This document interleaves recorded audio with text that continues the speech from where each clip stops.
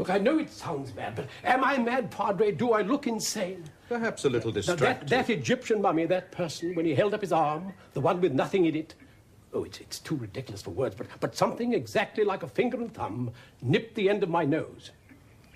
But damn it, I tell you, there was nothing there, not the ghost of an arm or hand. A most remarkable story, William. Something tweaked your nose, you say? If you haven't seen him, you can't begin to imagine what the fellow looks like. Ah, but I have seen him. I must confess he is a rather daunting spectacle. And a thoroughly disagreeable one at that. He calls himself an experimental investigator. You have reason to doubt him? Well, there are certainly enough bottles and chemicals everywhere. It looks more like a laboratory than an inn's parlor. Is he a doctor, perhaps? But no name given. He simply arrived in the village last night and took rooms in the coach and horses. Look, I don't mind telling you, Edward, it's put me in a blue funk.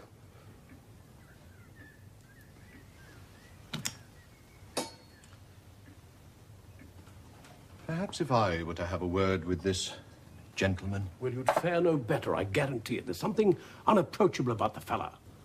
Something dangerous. You're the one of the best girls.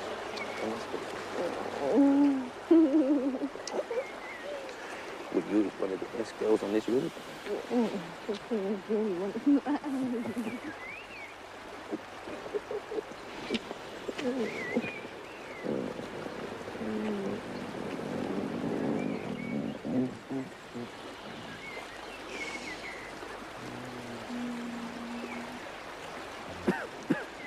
What's that?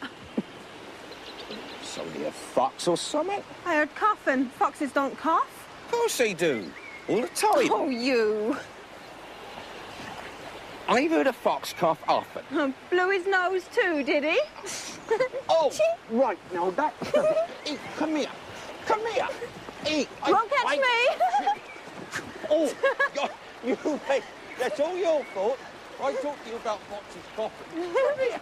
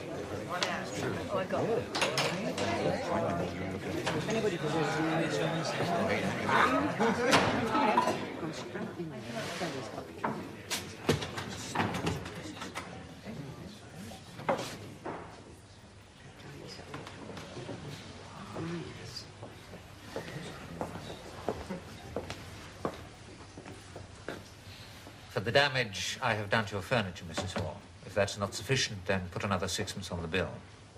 That will be most satisfactory, sir. Thank you. Evening. Good evening, sir.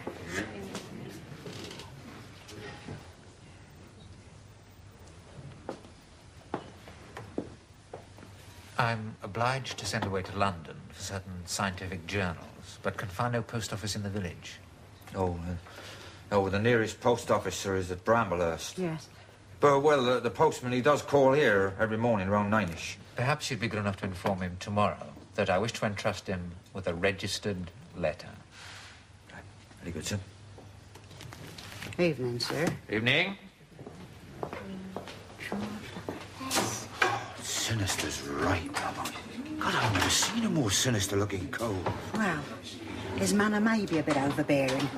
But if he's going to give me a shilling every time he scratches my furniture, who cares how sinister he is? Bills regular paid his bills, regular paid. Well, I don't like it, Jenny. I'd rather he kept his blessed money and moved on. Mr. Hall? Yeah, just a minute, Sandy. Here, how do we know what he's up to in there? And just suppose he's not right in the head. Oh, John. I'm telling you straight now. He's going to be trouble, that one. God, we'll end up with our throats cut. Sandy? What's that? You want to...